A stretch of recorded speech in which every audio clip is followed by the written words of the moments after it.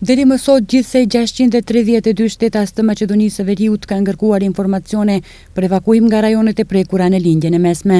Interesimi më i madh është nga qytetarët që ndodhen në Abu Dhabi, ku numri i tyre arrin rreth 447 persona. Për ta po finalizohen detajet teknike dhe logjistike për kthim dhe me fluturime çarter. Në Izrael, numri i shtetasve që kanë kërkuar ndihmë mbetet i pandryshuar. Për një pjesë prej tyre, 6 persona, evakuimi tashmë ka përfunduar, pasi ata kanë vendosur të kthehen në Shkup me shpenzimet e tyre përmes fluturimeve komerciale. 6 persona të tjerë pritet që gjatë ditës të transportohen me rrugë toksore nga Izraeli në Egypt, ndërsa nesër të kthehen në vend me avionin qeveritar.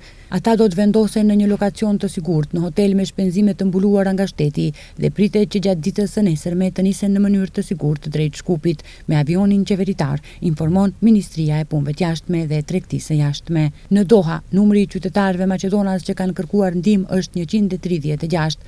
Në ndërkohë, përfaqësitë diplomatike konsullore po përgatisin një plan të veçantë evakuimi edhe për qytetarët që ndodhen në Bahrein dhe Kuvajt. Nga Ministria apelojnë që të gjithë shtetasit e Maqedonisë së Veriut që ndodhen në rajonet e prekura, Emiratet e Bashkuara Arabe, Katar, Bahrein dhe Kuvajt, nëse nuk e kanë bërë ende, të kontaktojnë menjëherë përfaqësitë përkatëse diplomatiko-konsullore ose numrin SOS të ministrisë. Mbrëm një aeroplani Air Serbia që ishte nisur nga Tel Avivi ateroi në Beograd. Në mesin e udhëtarëve kishte edhe qytetar të Maqedonisë së Veriut.